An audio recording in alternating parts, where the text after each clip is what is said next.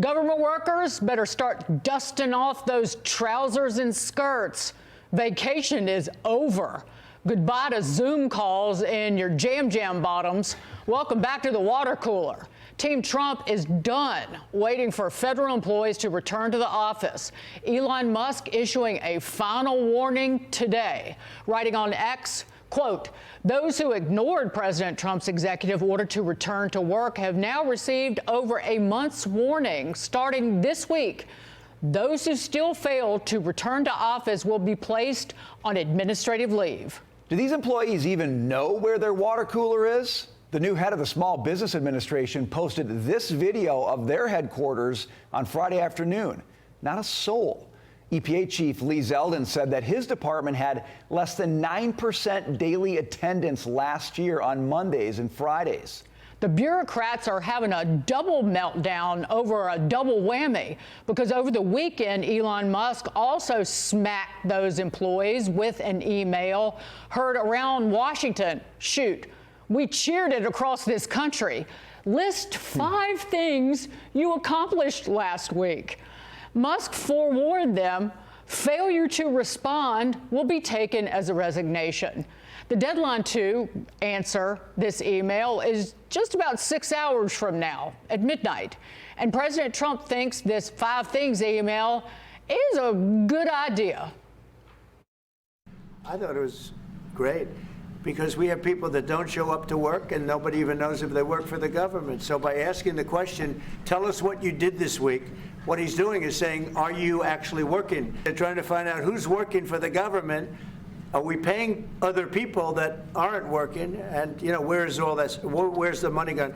If people don't respond, it's very possible that there is no such person or they're not working.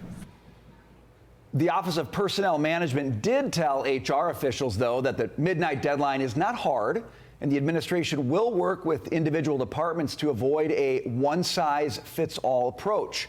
Multiple agencies are not enforcing this midnight deadline and have instructed employees to pause responses for the time being. Understandably, agencies that have to do with national security, like the FBI, State Department, Defense Department, and the National Institutes of Health, which is not at all the same thing as salty Democrats mocking the point of the email, like Amy Klobuchar posting her 5 things, like fighting against tax cuts for the rich and standing for Ukraine. I can name 5 things the Democrats did last week. 1, protested. 2, whined on X. Protested again, whined at a press conference. And 5, sang about hating Doge. All while getting paid by you, the American taxpayer. Joining us now, host of My View with Lara Trump on Fox News, Lara Trump. Lara, so great to see you. Thank you so much for being here. If someone is aghast or offended or overcome by the vapors at this request that they get back in the office or just name 5 things that they did last week, then even if they don't work for the government, they deserve to be fired because our financial health as a republic is on the line. Yeah, Dagan, if you can't name 5 things you did yesterday at work, then you probably shouldn't have a job, let alone last week. Quite frankly, that's pretty generous of Elon to say, I'll give you the whole week to tell me about the 5 things. What we're seeing happen right now is we're seeing our federal government finally run like a business. Donald Trump is the CEO of America, not just the president. It's really working, and it's to our advantage as the American. We lost Lara. We're going to get her back. But Brian, because I've listened to, because I'm obsessed with Mark Andreessen, the venture capitalist who is working with Doge, who knows Elon Musk extremely well. And we're going to talk to someone who worked at SpaceX coming up. But Mark Andreessen talking about Elon Musk, it is, if you're being ordered by Elon Musk, who is trying to cut costs and right this sinking ship that is the United States of America, it's really a privilege to be working for a government, a nation run by President Trump, and then working underneath Elon Musk, who's trying to fix this, because he's literally unlike any businessman and CEO in America. Laura, finish your thought. Yeah, it must have been the Democrats intervening there. Yeah. We have someone who's running our country like a business, and we know that that equals success for America. We don't need our money going to things that have nothing to do with the American people and making our lives better. So if you can't name the 5 things or you don't reply, then yeah, you probably shouldn't have a job, because I know I don't want my tax dollars, Dagan, going to pay for that. Well, Laura, you know, Dagan was just making the point, and I think it's a good one. It's a cultural issue when you think, I shouldn't be forced to report to anyone what I do. I work for the federal government. I have a right to work for the federal government, and I shouldn't have to answer to anybody for what I do. And of course, you can only have that kind of mentality if you're working for an entity that has absolutely no competition, Laura, because anybody who works for a business knows they either justify what they do or they don't sell a product and get paid anymore.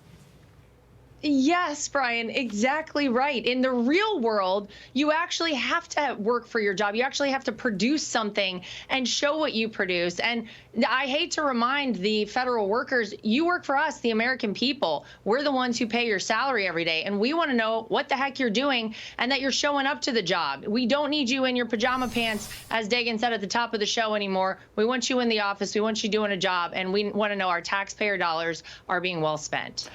The crazy thing is the Democrats are, Laura, trying to scare the American people into thinking that the Republicans want to take away their health care, their Medicare, their Medicaid. And in fact, that is at risk if the cutting doesn't start, if the fat is not trimmed away, because we are this close with interest on the national debt last year topping our defense spending and Medicare spending, that in one fell swoop, our interest expense can skyrocket because more than half of our debt rolls over in the next 3 years. And if they don't start acting aggressively, which President Trump well knows, then we will not be able to finance Medicare and Medicaid and all of the things that our seniors do rely on. I mean, that's the rub that the Democrats are too ignorant to understand. Well, is it that they're ignorant, or is it just that they can't help but lying and fear-mongering all the time, which is all they really know at this point? You're right. If we don't get a handle on things, if we don't trim the fat, we can't continue in perpetuity like this. Our country will not survive. We'll run out of money for things like Medicare, Medicaid, Social Security. We have to do what is happening right now. It's not perfect. It's not easy, but it is necessary for the future of this country to thrive. So thank you, President Trump and Elon Musk, for doing it. Yeah, the Democrats, all they know is to fearmonger and to scare people because they actually have nothing to show that they've done positive for the American people. Laura, we want to move on to this as well. The media, running out of things to criticize, is now scrambling to try to pit Republicans against one another, and it's got some help. Bernie Sanders has launched his own anti-Trump tour, doubling down on anti-billionaire rhetoric. The Vermont senator looking to pressure Republican leaders in what he views as competitive districts. Brothers and sisters, I honestly believe that we can take on Trumpism and defeat it. Yes, we can. We can. Now is the time to stand up, to fight back, to take on Trumpism, and not only to defeat Trumpism, but to create the kind of great nation we know we can become.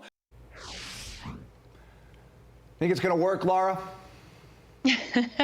You know, if Bernie Sanders were smart, he would go on a tour across America talking about the deep corruption in the Democrat Party, a corruption that, by the way, robbed him of the Democrat nomination for president twice. This is a waste of time. This is ridiculous. And it feels, honestly, like somebody put him up to this and said, you know what, Bernie, this is something you need to go out and peddle to the American people. Sad to see that he's sunk to this low. But no, Brian, I don't think it's going to work. I think people are very clear-eyed about what's going on. And they're very happy to see that somebody's actually doing the hard work for us in Washington, D.C. this GOP lawmakers get an earful on Elon Musk Doge. It looks like that one reporter wrote all of these headlines for these has-been publications.